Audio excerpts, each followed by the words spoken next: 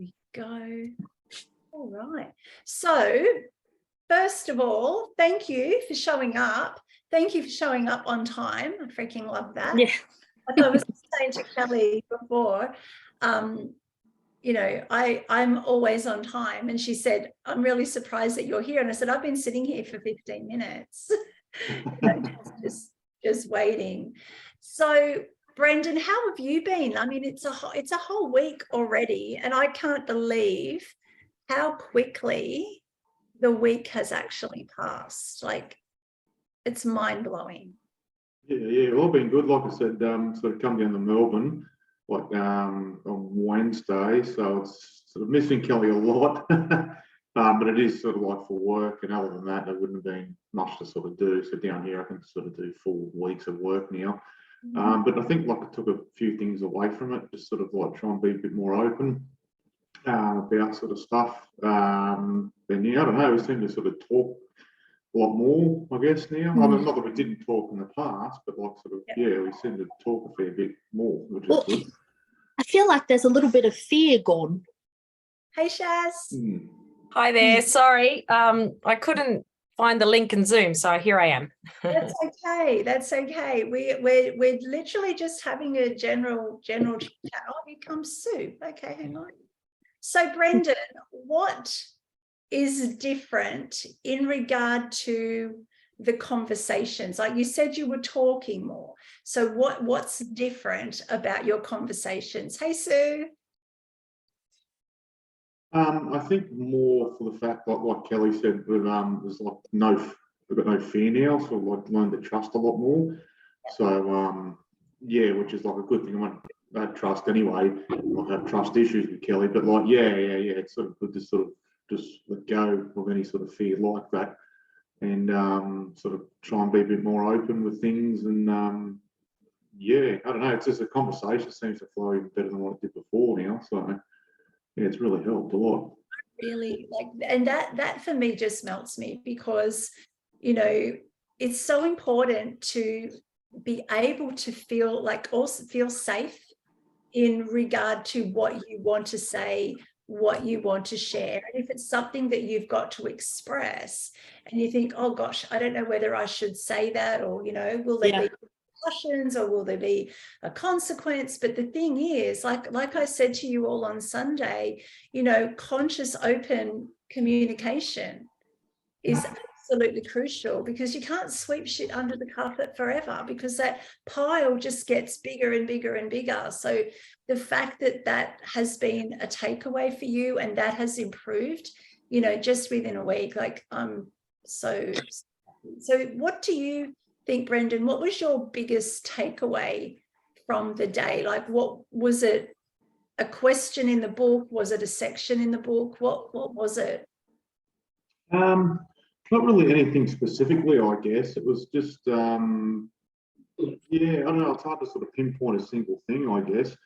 But I think it was just like the message of being sort of any sort of fears in your relationship, you sort of got to let them go between each other. And you know, try even harder to sort of be open and all that sort of stuff.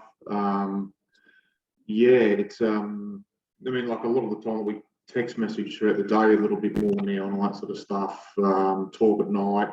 I think the other day we had like a conversation going with text message and then in like Facebook Messenger as well. So like it's sort of new sort of fronts like that. Talking more openly about different things in the future and all that sort of stuff like that as well. So. That's so good. Yeah. I think, you know, sorry. Hey, Anthony. How are you? Good. Nice and hot up here in Brisbane?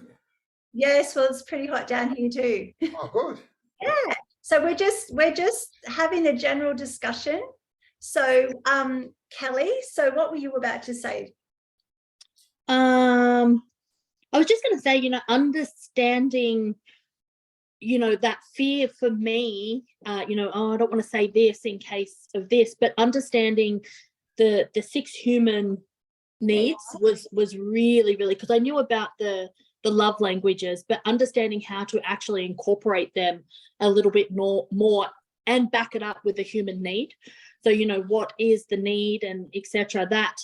That opened up things heaps more for me, because it was like, oh, okay, you know, I understand maybe what his need is, and that's where we're having a little bit of fear in regards to kind of moving forward type thing. And I don't want to talk in case of that, but understanding, okay, no, put the needs into it and it changes things. It's like, okay, I'm prepared. I am prepared to sacrifice, you know, X, Y, or Z in order to have his needs met, in order to have my needs met. Yeah, absolutely. And it comes back to how you're showing up and meeting those needs. So if you understand that you're either meeting them in a positive way or meeting them in a negative way, Correct. then you can actually change, like you can change the behavior, but also, you know, have a conversation about, you know, what do I need to do to Correct.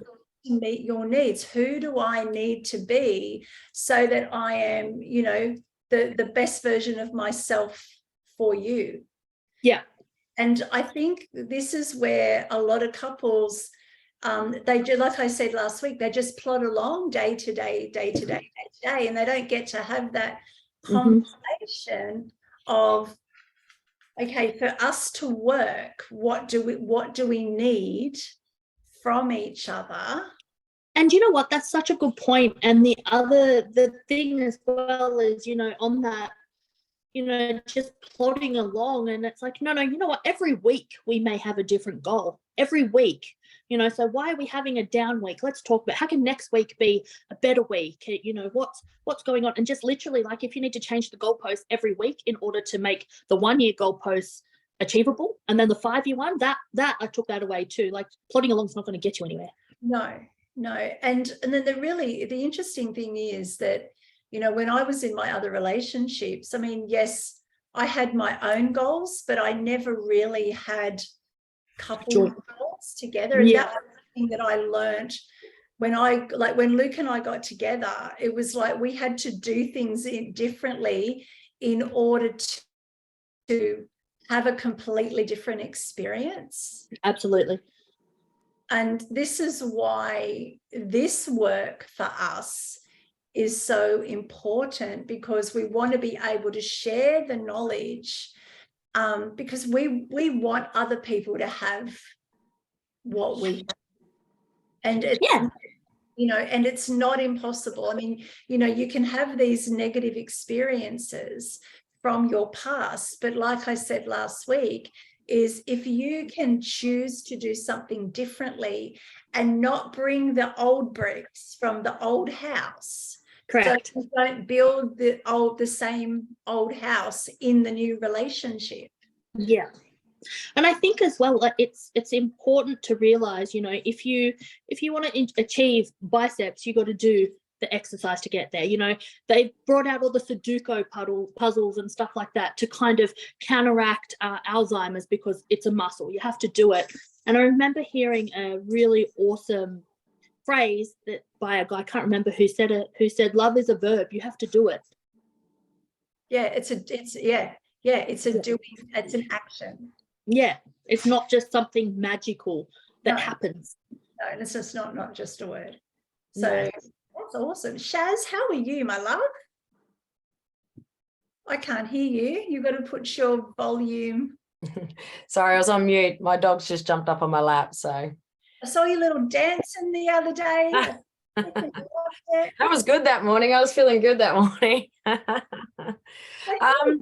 No, I'm well. It's funny. I've had a time to reflect over the week and that, and you know, for me, I'm in a different space to a number of other people, but I can see myself and the way I've been in a relationship in many of the couples that are now. So like I've been in a long relationship where things that there weren't the common goals between the two. We had our own goals, but not a joint goal. And then, you know, the blending of a family, trying to blend families together, or in a relationship where there's already two established families coming together and stuff. So it was really good to see that and sort of see how I've dealt with certain things in my life. And like I'm coming out of a toxic relationship where I was too afraid to bring stuff up, because if I brought things up, there would be an argument or a row, or I thought that the relationship would fall by the wayside, and many times it did. And I didn't want that, so I would just stay silent. So in a way, I was silenced, passively silenced, and if there was a big issue, the next day it was as if it never happened. And then to keep the peace, I would just go on with it, and then it became normal. Yeah. And I'm not that person, but I did become that person. And then and also, what- I think when you think about it, like if something happened yesterday or the day before and it's still festering away, because I've been there too, and it's like, oh no, don't worry. You go to, yeah, and then, oh no, don't worry, because you're worried about the consequence. And Yeah. then it's like, well, what's the point? What's Yeah. the point of even bringing it up anyway, because it's just going to end up in a yelling match, or the silent treatment, or or whatever. But do you think that's why it's kind of important to kind of maybe go back to your childhood and really hash out, like, where does this, this has been kind of something that I've been talking to my clients about, even like, where does this keep the peace come from? Yeah. Like, where, is this come from children should be seen and not heard, or, don't step out of line, and I all mean, of this. well, it's education as well. Yeah. If you were naughty at school or you spoke out, you're in trouble, and you were Yeah. sent to the corner, or you're sent to another classroom, or Mm. the reason people are speaking up, because there's an issue. Yeah. People are feeling the way they're, because there's an issue. And Yeah. it does, there's many deep-seated sort of things, but Right. I got to the point where we'd been on and off that much. I was out, so I couldn't give two fucks, excuse my language. I couldn't. And then I spoke I said, I'm going to speak my truth now. I'm going to speak it. I'm going to say it. I'm not being disrespectful, but I'm going to say it, and I'm going to see how you react. And if you're going to react like that, then, and then the funny thing was, there was communication. So then that kept me in going, oh, no, there is communication. There is communication. It's working now. It's working. But then it will go back to the old. But this is one really key thing that I found. I was talking to my sister-in-law, and they've said, and they were saying, we love you. We don't understand why you keep going back. And we're here, we'll support you and everything like that. However, and because I said, but it's just this pattern he goes through, he does this, and it's a pattern. And she goes, actually, it's your pattern. She goes, Yeah. it's your pattern. And I never thought about that, because it was my pattern. And until she said that, he would do the pattern, and then I would jump back into the pattern, which was my pattern, was going back to what I already knew wasn't right. And then I realized I forgot to look at, I'm quite aware, but that was a light bulb moment. It was my pattern. Yeah, it's a because cycle. I went back. Yep, it was a cycle. Cycle of abuse as well. Yes, but it was my pattern, and I knew I have choices, and I knew this and that, and I would say to my friends, but you just don't get it. You don't get it. I don't even get it sometimes, but it was my pattern. Yeah, and there's always something that will keep you there until you get to that day where you wake up and you look around. And this was my experience. I had people saying to me, one day you're going to wake up, you're going to look around, and all you're going to see is 4 walls. Mm-hmm. That's all it is. Mm. All it is 4 walls. Within those 4 walls, there is no love, there is no communication. And when I got to that point, and I had this massive aha moment, and it was like, you know what, why am I staying here? I was staying there literally for the security of a home that I loved, because, I wanted to give the security to my children that, we're not renting, we're not moving. And it was security, but I was there for all the wrong reasons. Yeah. And it was like, okay. And then the minute I decided, it was amazing how the universe provided scenarios where I got out of that relationship very, very quickly.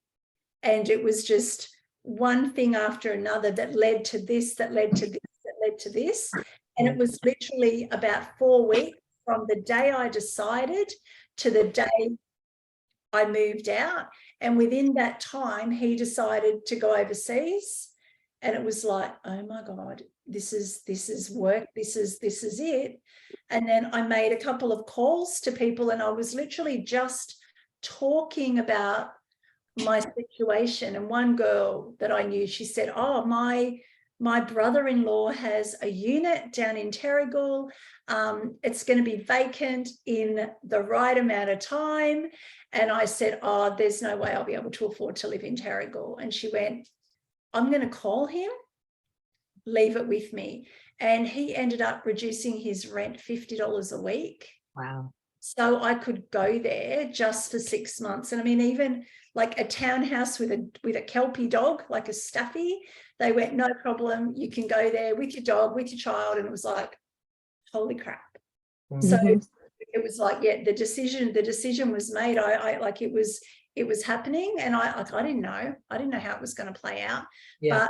But it was that it was there, like, you know, this is not worth I was just going to say, I think it's important to recognize when the universe and that decision does become, because I speak to so many women being a hairdresser where they're like, oh, you know, this and this happened. I'm like, there it is. The universe just delivered. Oh, no, I don't think so. I'm like, yeah, absolutely. So, Sue and Anthony, how are you two going? It's been a week. It's been a week in our household. I think it keeps it interesting, babe. Yeah. I think, well, I don't know. It's been a very uncomfortable week, which is good. Yes. So instead of just spinning wheels and going through the motions, it's forced us to really hit things head on, I guess. Yeah. So, so much so that at times we've had to call a time out this week. Yeah. And say this conversation is completely unproductive. Yep. And it's not beneficial for either of us to continue it. So right now, you go to your corner, I'll go to mine. It just completely took all of the angst out of it, because Yeah. it was getting rather heated, and I don't do heated conversations. I've had a lifetime of that. I'm not doing it anymore. So we, I think that worked. Yeah, we're committed to, or recommitted, if you like, to before we can get a relationship vision, we got to sort out some shit. Yeah. And That's all right, and it's and I've got to put some time aside for you two anyway. yeah, that'll be fun. We'll do that.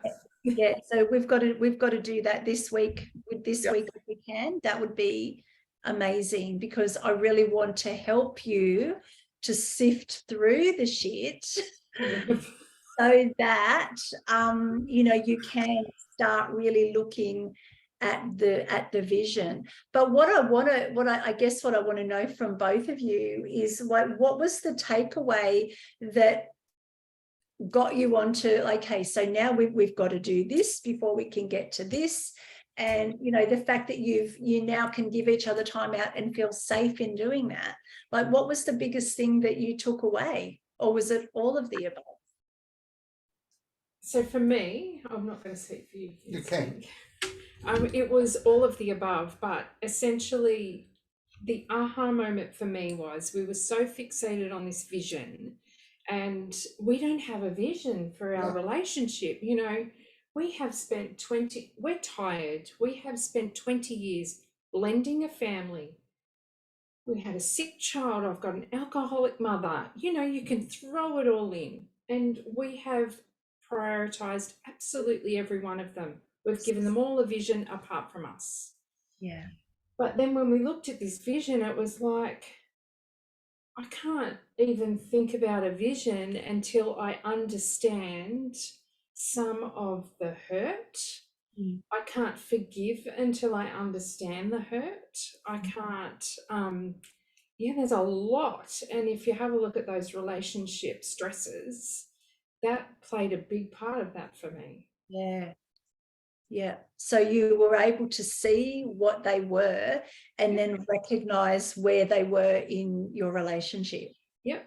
And then it's sort of taken us on a route of, well, let's understand how they got there, or how we allow that Yeah, to that's where we're at. permeate our relationship. How do we get to where we're at now? We're very hopeful for the future, as always. I'm an eternal optimist. And I said this on the day, and I really mean it. At any stage in a relationship, there can be all sorts of shit, all sorts of sadness, hurt, arguments. But if you really love that person, the key word is reset. Like, that's what we took. We're at such a good time in our life where, you know, our last child will probably be out within 3 months, and we need to do the work now so that we don't go, oh, fuck. Yeah. Who are you? What are we going to do? And be that couple that look at each other and go, well, now what? What do we have in common? Nothing. Yeah, that's right. Yeah. We're trying to find, we do have some stuff, surely. Can I make a suggestion? Yes. You know, when you have like a baby and stuff like that, and people do a baby moon and all that, what you should do is an empty nester moon. Oh And- my God, I love that. Doing And it. just, and because Yes. it breaks like the sadness, and I mean, I'm not there yet, but once your child goes, you go, right, around within that 2 weeks of that all happening, or maybe the same week, just go, we're going too. Because what I think sometimes, and this happened to me when it's completely different, but when I weaned off my son, I had to go away. And when I came back, it was just like, it wasn't this sad thing. It was like, right, I'm coming back into a new dimension, still have a child, but new dimension now. No more, dependence, but, it was so maybe an empty nester moon to go away. And that could be part of your goal, to go away and stuff. But the cynical side of me says we're not totally empty nesters because we have a dog and a cat. rightio, remember, Anthony, you've got to put yourself first, and the dog and the cat will be looked after. If you want it, they will be looked after. Absolutely. What a great suggestion. Is So I think like those relationship stresses, they open people's eyes. They really do. And that's been a lot of the feedback that we've gotten as well. It's like we knew we knew that existed, but we didn't know what it was and how you move through them. And it's like, well, if this happens and then this happens and then this happens and then this happens, then we get to this, but I'm so proud of all of you, for showing up, like just for showing up. I mean, and I'm really excited that we've got that little Facebook group as well, because I want to keep adding value for that, like even just little snippets of things. I mean, Luke and I, at the moment, we're in the process of getting ready for the online program to launch. So we're going to be doing a whole heap of videos. But what I'm going to do for all of you is I'm going to give you snippets of content from the online program in this group as well. So you may have, let's look at the vision. Okay, you got a very small snippet of the vision. The vision is more. So there's even more questions about the vision. There are more questions about the relationship. There are more questions about every single topic that we went for. Like it's the 6-week program is a deeper dive. So we're just getting ready with that. All the content's done. We're just we've got to get time to do videos and stuff. So we're launching that mid-April as well. So, so Anthony, I want to hear a little bit more from you, like, because Sue was talking about the 5 stresses. What was it that you recognized? I think we said right at the very beginning of this Zoom call, I was a bit late, but we were talking about, you just do the do every day, and you don't really pay attention to what is important.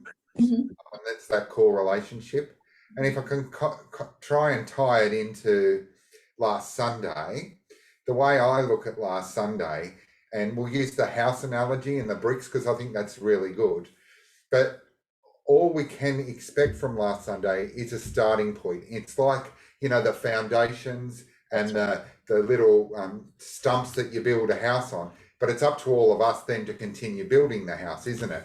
So this at least gives us a good start to know some of the things that we can look at, whether it's the relationships, stresses, whether it's the 6 positions of a relationship, whether it's understanding love languages, and even the fluidity on a day-to-day basis. They can be fluid. You might be feeling one day you need more words of affirmation, because we had a conversation about that, because Sue is still to this very day shocked at what my number 1 was.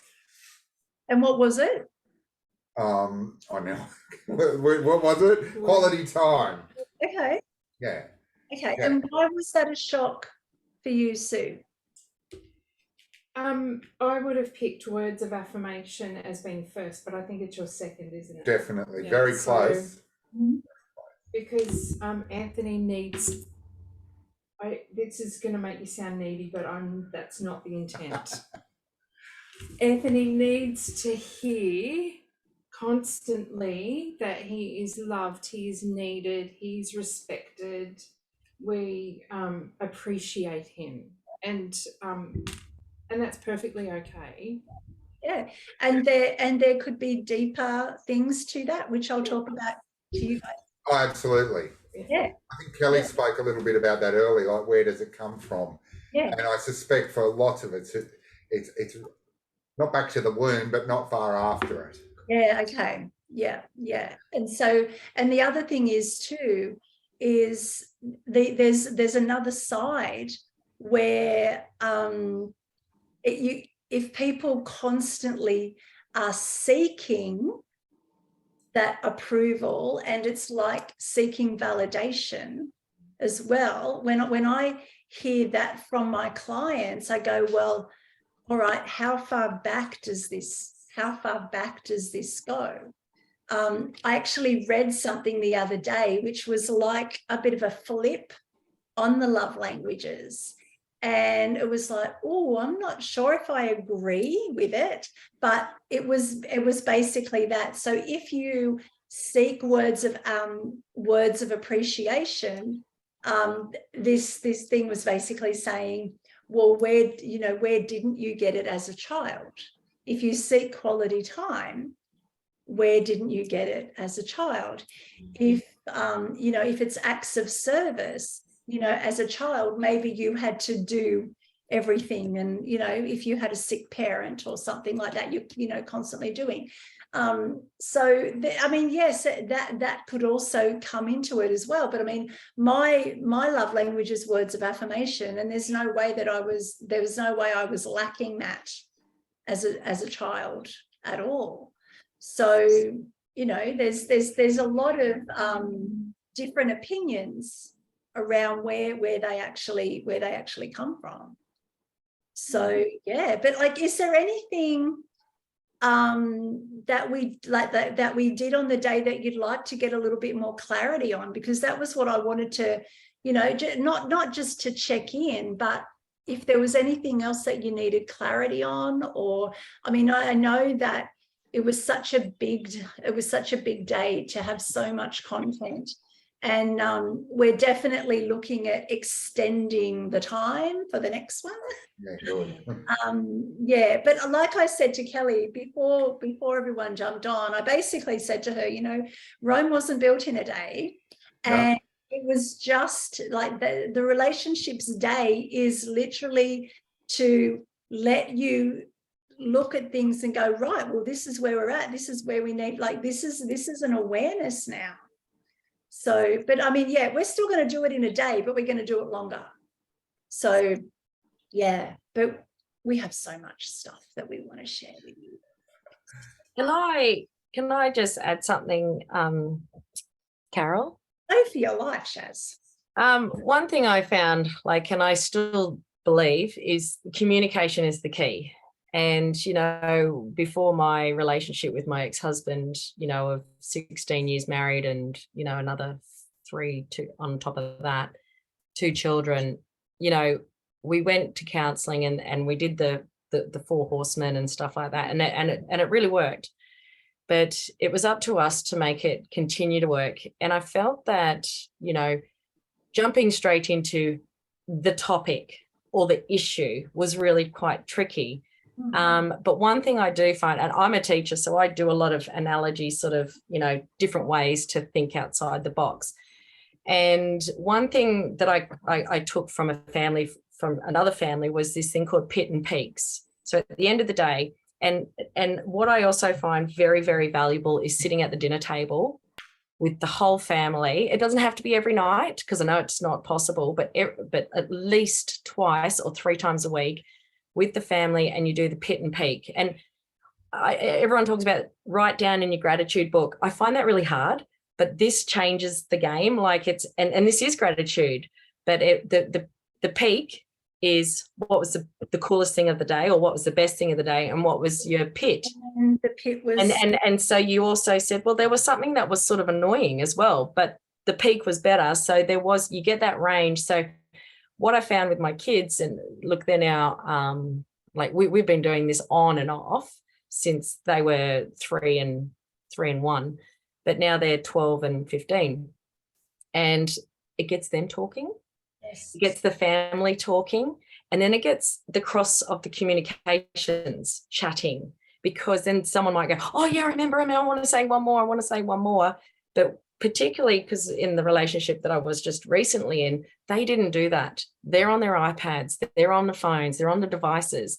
But I found it just became really, really good, and they understood how much joy they got out of it. So then I know that really works for people that aren't used to chatting about themselves or gratitude. And then once that, you know, there was no stress, or there's no sort of like agenda to the conversation, the chatting just starts to come, and then you feel freer to sort of start chatting about, oh yeah, and that happened, so that really annoyed me. And you know, or you know, and sometimes I'd say, I got really annoyed when you did this is with my children, you know, when you did this morning, I said, that really annoyed me, but then I had a really cool part of the day, so that was cool, you know. So I was able to chat about that in a non-defensive way and a non-fighting way. Or then the more important though to realize to ask permission always.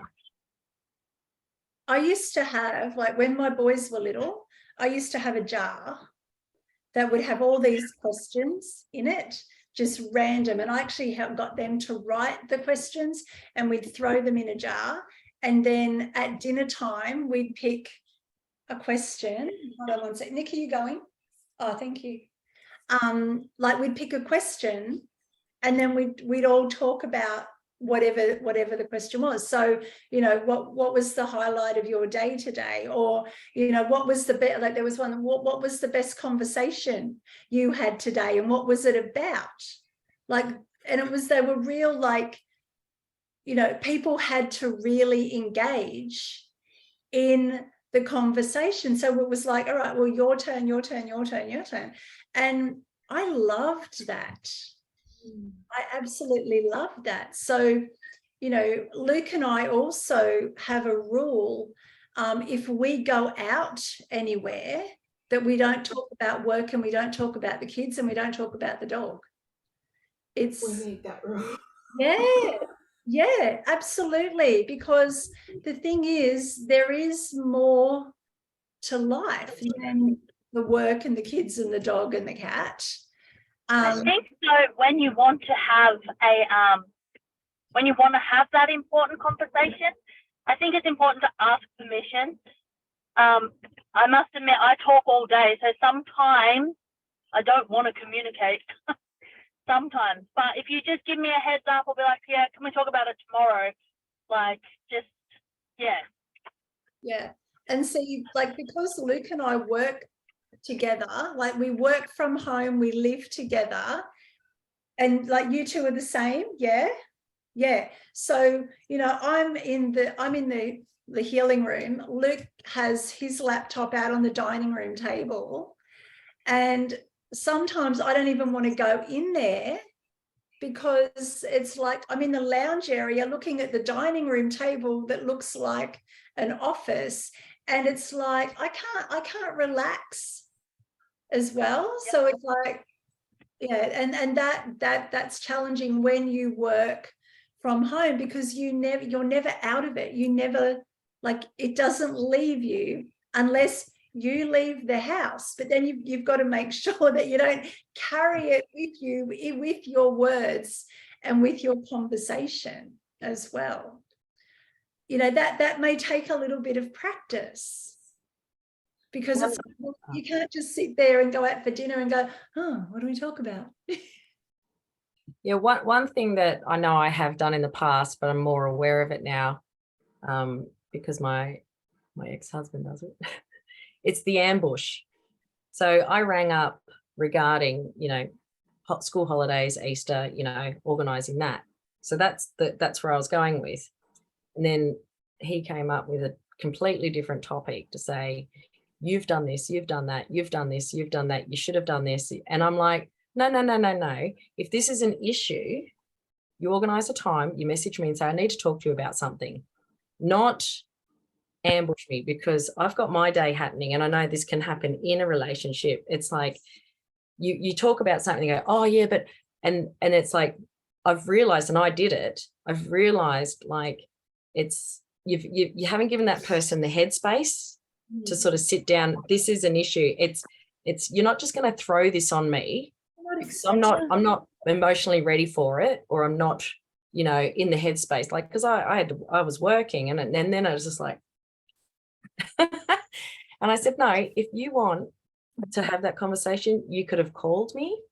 Don't do it in a conversation where I've called you regarding Easter and now you're throwing this, which happened weeks ago, you know, or something I wasn't aware of. So now I've realized that don't do the ambush and don't be an ambusher, because I know I've done it as well, because that person isn't ready to hear that. So you go defensive straight away. And I just say quiet, and I just went, because usually I'm like that. So I just went, no, I'm listening.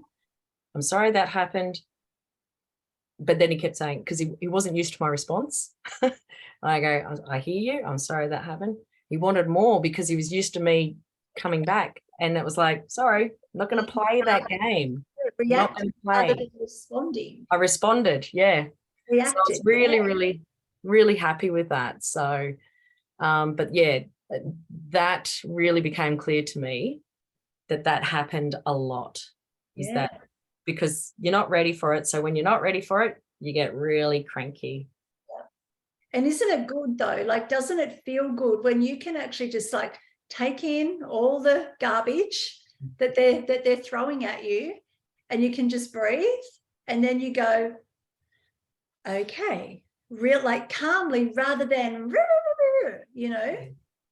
Luke has that a fair bit with his ex-wife. Like, she will go like a bull at a gate, and he'll just respond, and then she'll go again to try and get a reaction. And when it doesn't happen, it's like, oh, okay, you know. So Sue and Anthony, is this resonating with you too? Because I'm seeing you two looking at each other. It's quite funny because Anthony gets very defensive, and his defensiveness just drives me around the twist. So I react. I'm like, you've got to be kidding. And I just become this bam. And the more I do that, the more defensive he gets. Yeah. So I kind of think that's where the walls go up. Yeah. Like, We're going to have a no bush zone here. You know what? Ambush. I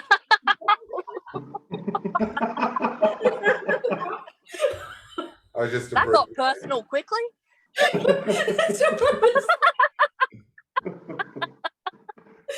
Welcome to my world. I'm going to get a sign with one of those red things with the diagonal line. I'm going to say no bush. Right, moving on.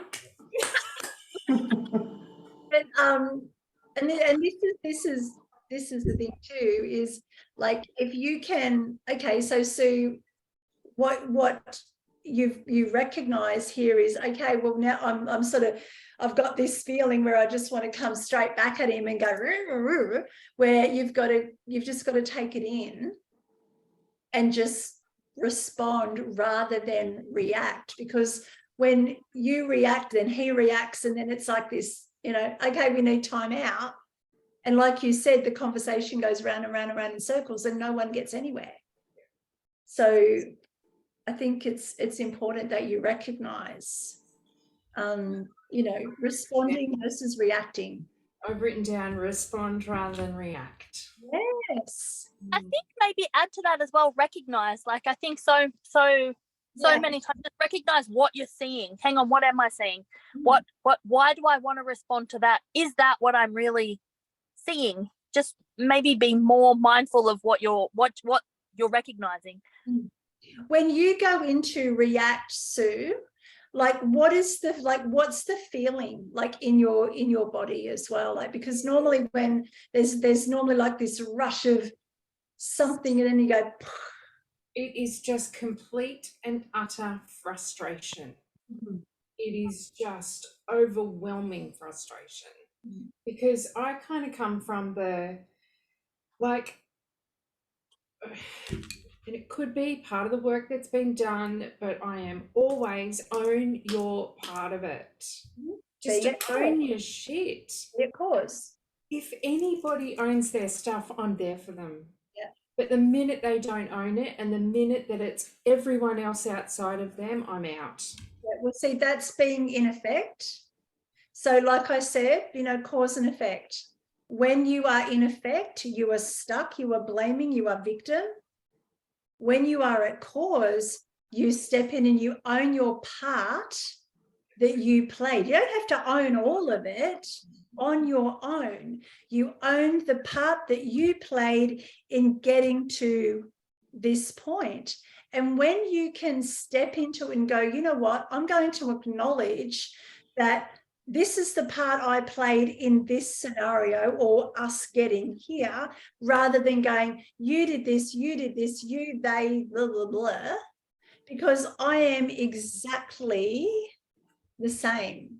Like, if people do not own their part, it's like, well, how the hell can I help you? How can I support you if you are not owning your shit? So not sure where Kelly, where was Kelly, Brendan? Where was she going? Do you know?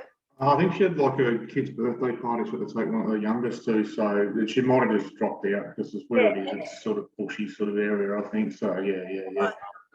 It's being recorded anyway, so that's all. Yeah.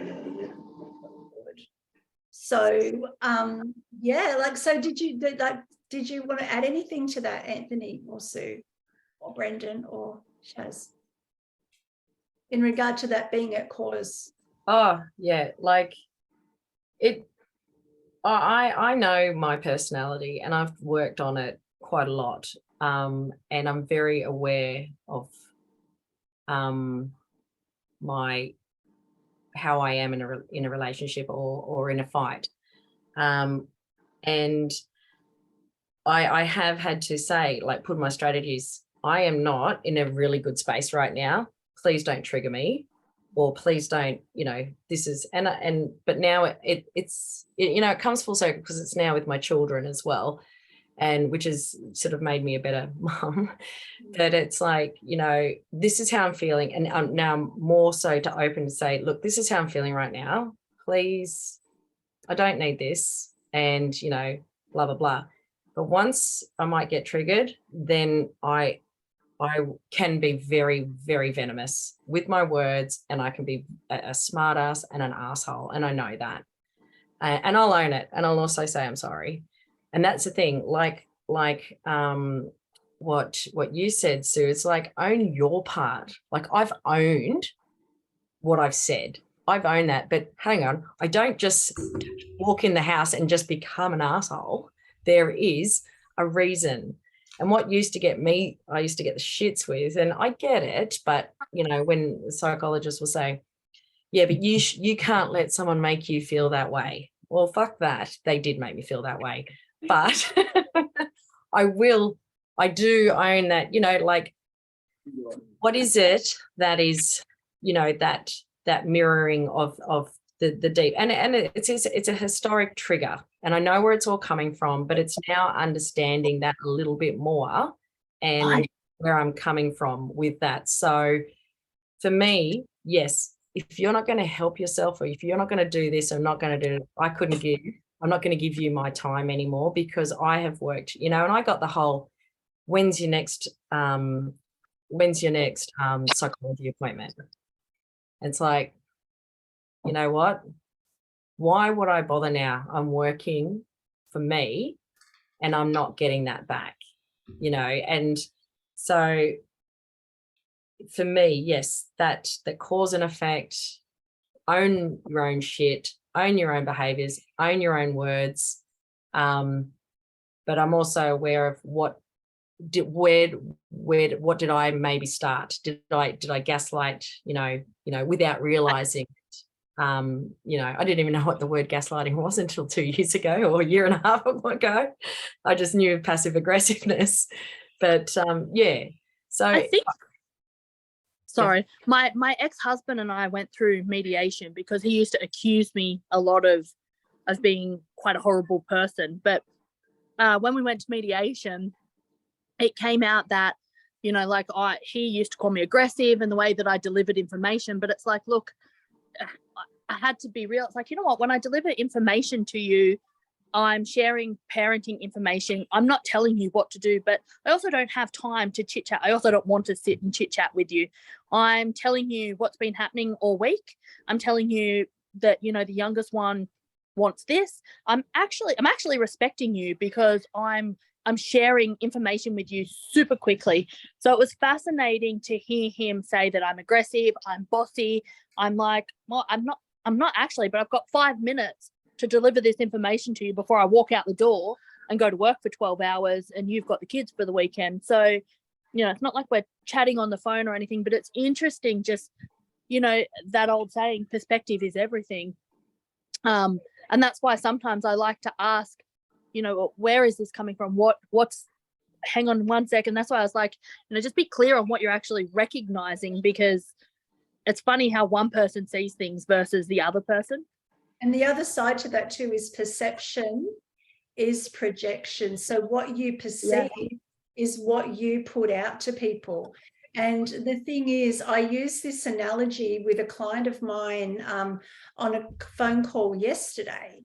And the analogy was, if you think about those mirrored rooms where, it's a puzzle, but you walk in and all you see is yourself.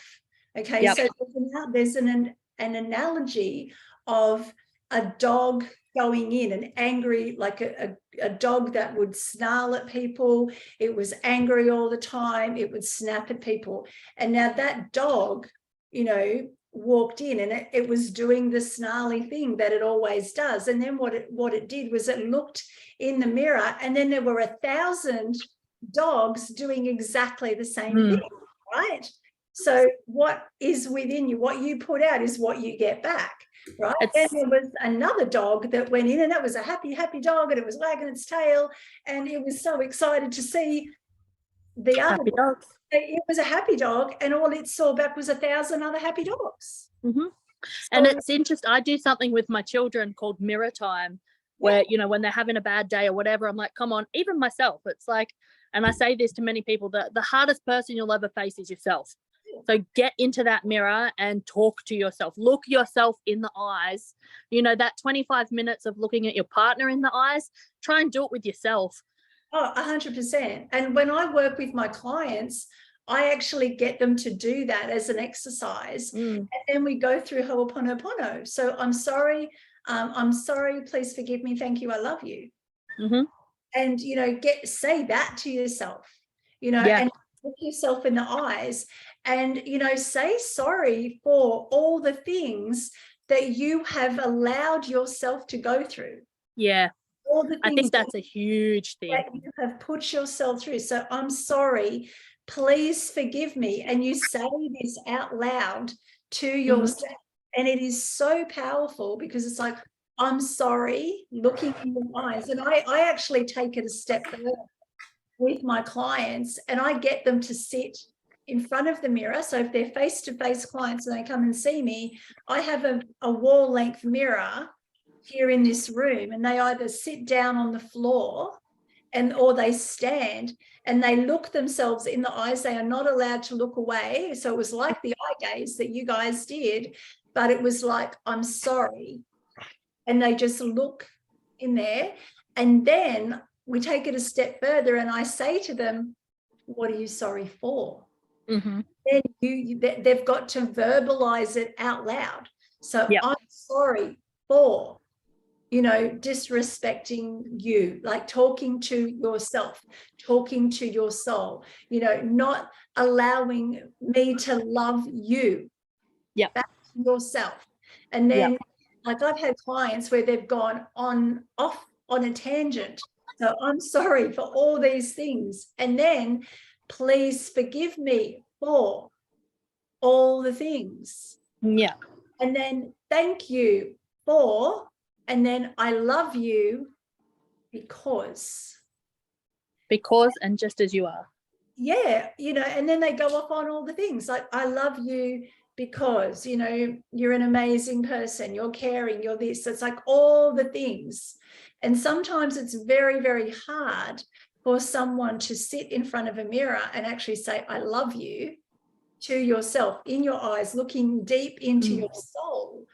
And, I had a young man do that like a few years ago, and he bawled his eyes out and he said, I've never given myself the opportunity to look myself in the face and apologize and say sorry for all the things that I have put my body through with, my drugs and my alcohol and all of this. And he lost it.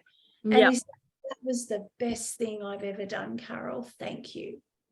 And, and then what he ended up doing was he continued to do it on a daily basis. He's like, this is my ritual every day now. Well, I think that's one thing I tell my kids is don't forget you get back what you give out. And if you're not prepared to give yourself kindness and you're not prepared to listen to yourself and have kind words, and you're probably not going to get it back. Yeah. And this, and this comes back to also, how do we feel about ourselves? Because I know I did a post a few weeks ago and it was like, the person that you manifest, is a direct response to where you're at. Yes. And I know when I manifested Mr. Cranky Pants, I wasn't loving myself. Yeah. I wasn't loving myself at all. Yeah. And, and that was what I thought I deserved. Yeah. But I really didn't. Deserve that. But again, you go through these things and you take them on as learnings. Yeah. Exactly. That's the beautiful thing. You can choose to learn, or you choose to keep going down the same path. It's like the analogy of hamster wheel. What is it? You do the same thing. The definition of insanity is the same thing over and over and over and over, then expecting a different result. You've got to do things differently, completely. And I think the key word there too is perhaps lose the expectations. Yeah. I mean, you've got to have certain expectations, but you can also look at, well, what have I done in the past where I've expected, I've had people say, I'm just going to lower my expectations. No, you don't lower your expectations. You still have expectations, but then it's also the expectation without the judgment. Yeah. Yeah. And so, you go. No, I was just going to say my phone keeps overheating because I am out in the middle of a property. That's okay. We're recording this, so like if you need to go, Kelly, that's fine. Yeah, I'm sorry. I'm going to have to go and put it in the fridge because it's already cut out once.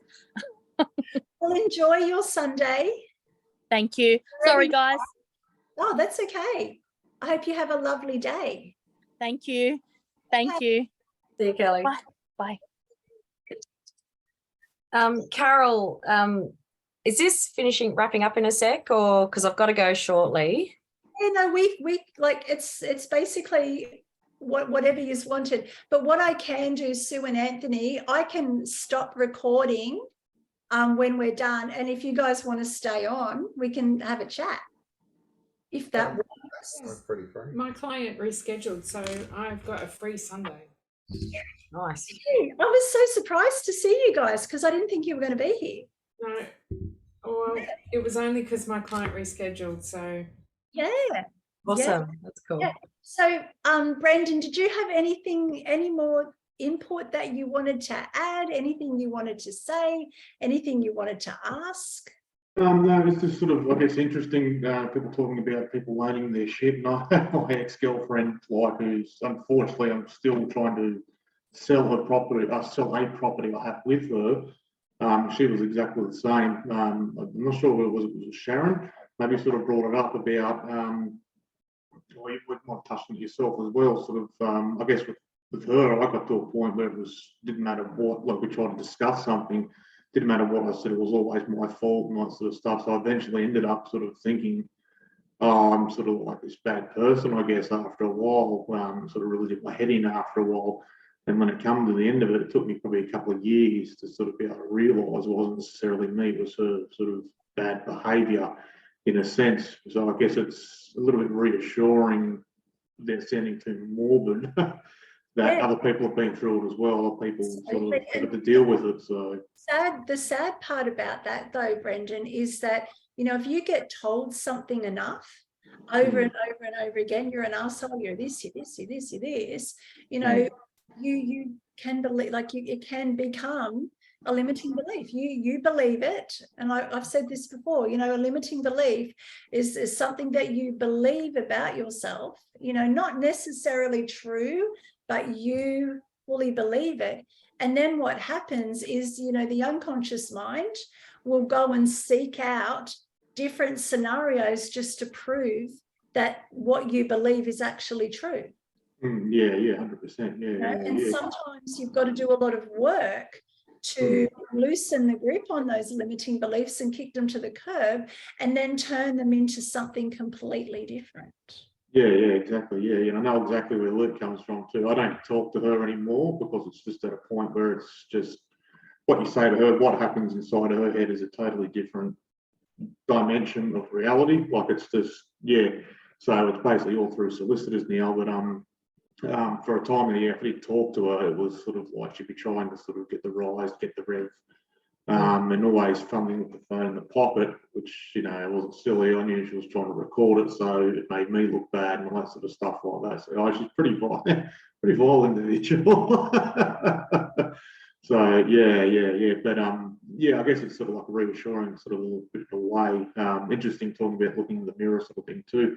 I think at the end of it, I wouldn't say I love myself, but I know that I deserve not to be treated like that again. I know to look out for that, and sort of not, well, in the basic sort of sense, not put up with that shit ever again, because it ruled my life for quite some time. And sort of at the end of the relationship, I ran myself into the ground for like probably a couple of years. And just, I guess one day I just sort of woke up in this hole and just sort of, I'm the only one who can pull myself out of it. So being a male, sort of at my age, like I'm almost 40, there's help out there, but you have to wait for it. You sort of got to get in line, and it's usually the end of it. So I just sort of did it myself a lot. So I guess I look back at that and I'm pretty proud of where I come from 2 years ago. I was a totally different person. So yeah, and the fact that, like I said to you, you know, the fact that you showed up, you know, with Kelly on Sunday, that says everything, you know, because every single person was there, you know, for a reason. And, you know, we're just so grateful. We're sifting through 500 photos, by the way. she's pretty active, that photographer. Yeah, I used to be a cameraman years ago. So yeah. We have 500 photos, and then we've got to choose 80 photos that we are going to use, and we're also sifting through all your photos. like the one like the photo we're going to give you with your package. So yeah, so like so happy with all of that. But would you guys like to do this on a regular basis, like maybe once a month or once every few weeks, just to get together and, you know, just chat and talk about what's been going on? Because I'm happy to do that for this group. I think once a month for me. Yeah, once a month for me too. Yeah, I'm the same. Yeah. Yeah, But okay. yeah, it'd be a good idea. I think. Yeah, you can sort of make sure. I guess like help each other check ourselves. I guess sort of too, where we're sort of going and. We want to, yeah. like, Luke and I want to, you know, check in with everybody, and, you know, and that's why we created the Facebook group too, so that if something comes up, you know, put it in there, you know, and let's all help each other. So Carol and the group, like with the course, funnily enough, I was going to come into this course as the couple. yeah, Because that was the next step of let's do counselling or therapy sessions and all that kind of stuff.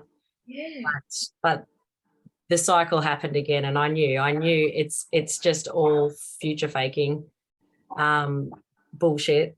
So that's why I wasn't sure if I was going to come into the course. And so coming into it as a single, I came in completely a different mindset.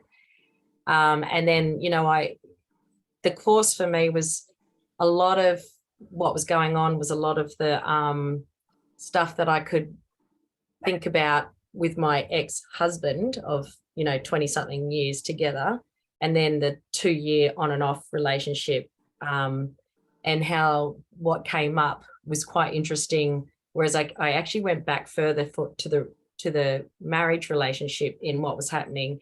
And what we spoke about, Carol, and I didn't get a chance to bring it up. And the things that I bring up are things that I've been told either in the past or you know, found. And I like to share, if I could share something. Is that okay?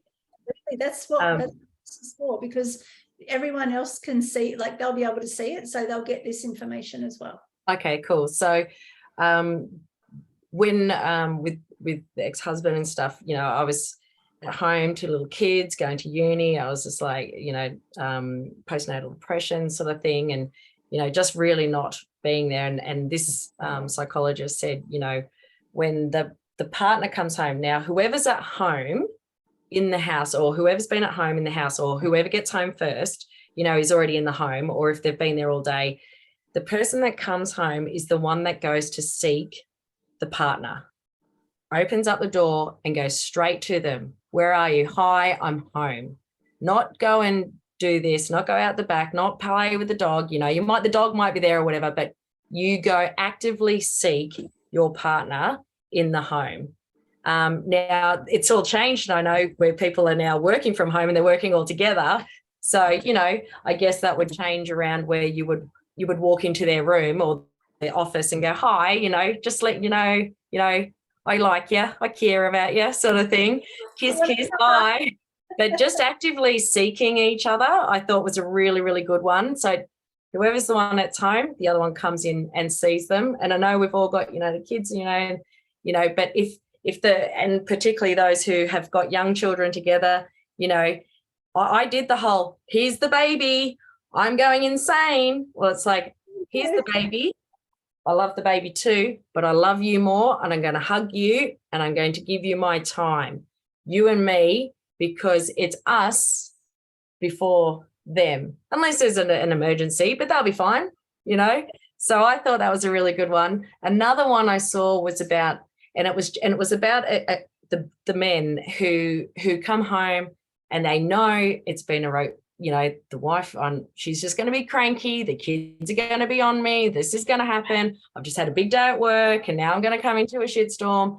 But what they talked about was a triangulation. So instead of going straight to the front door, just go around the back of the house and break a bit of a cycle, maybe go. And I know this sort of deflects the whole when I've seen you have come into the house, but maybe when you're coming home, you go a different way home, just slightly.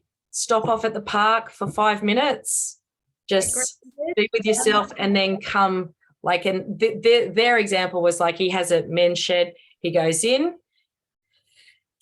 gets all that work, gets rid of the work, and then comes into the family. And this particular, I can't remember what it was, but he just said it was great. He goes, I didn't bring my shit home.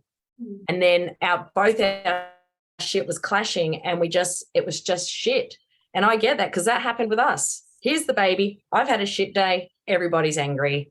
And so the triangulation strategy I thought was brilliant. And the walking in and seeking your loved one was brilliant. And I do that with my children too. Like, if they're at home before me or whatever, I will go to them and say hi, and, find them in their rooms or whatever. So I go upstairs to the man cave.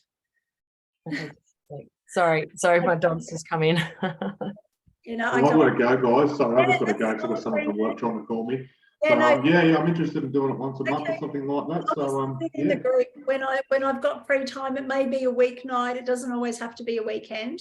yeah, So, no worries. Yeah. okay, well, thank you so much for No jumping. worries. No, that's all right. No worries. Good to see everyone again. Hey, Brendan. See ya. See you later. Bye-bye. Okay, I will stop recording. Stop recording. Stop recording.